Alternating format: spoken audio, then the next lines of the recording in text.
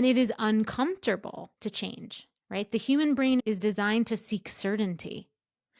So even if something isn't serving you, if it's predictable, if it follows a script that your nervous system recognizes, your brain is going to cling to it. And the reason is because even if it's uncomfortable, it knows what to expect. And emotional overeating, binging, for us in this community, it's predictable.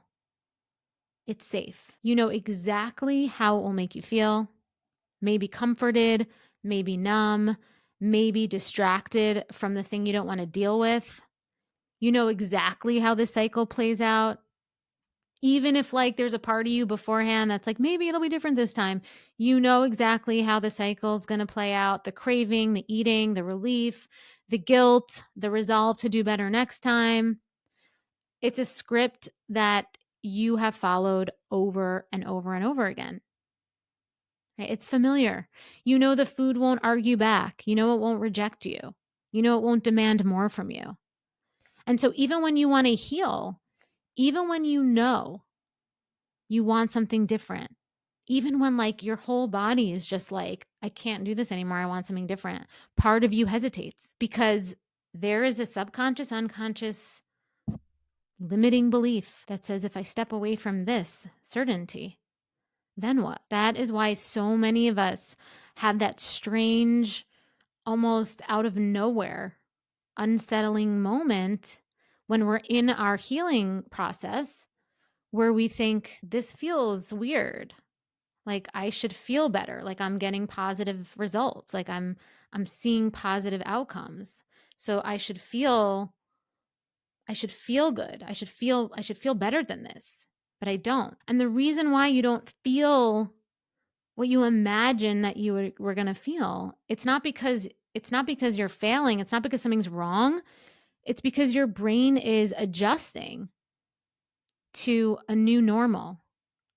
And new is unsettling, even when it's good, even when it serves you. Okay, so let's now go into the identity crisis of healing.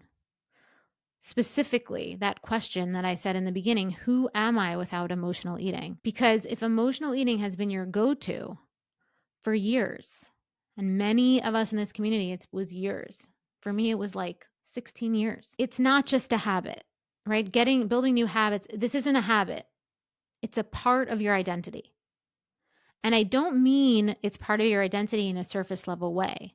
I mean that we build stories, we build narratives around it. We shape our sense of self through the lens of food. Okay, I want you to really hear that. Right? This is so much deeper than, oh, this is something that this is a bad habit that I have, right? We shape our sense of self. You shape your sense of self through the lens of food. You're the person who always needs a snack when you're stressed. You're the person who finishes your plate because you hate wasting food. You're the girl who loves to bake and indulge because, it's just who I am. That's what I do. I bake this and I eat it all. Right? I have to finish my plate because I don't waste. Right? I'm the person who always stress eats. And when we start to shift away from those things, those narratives, those stories, even when they're tied to patterns that we actually want to break, right? Because who loves to bake and then eat all of it, right? Like that doesn't feel good afterwards, right? Who likes eating past the point of fullness where you get stuffed, right? Who likes feeling that way? And in half the time we feel bloated after stress snacking because our stress hormones are already causing enough havoc. So when we start to shift away from those things, even if they're tied to behaviors and patterns that we want to break, there's a quiet voice in our head whispering, but if I don't do this anymore, then like, who am I? Right? And you might even have judgments, internalized judgments, right? Maybe you judge people who don't finish things on their plate, right? There's also a fear, right? For so long, emotional eating has been the solution. Turning to food has been the solution. It's been the way that you cope, the way that you found comfort, the way that you defined certain features and parts of yourself. And when that coping mechanism starts to disentangle and dissolve what's left.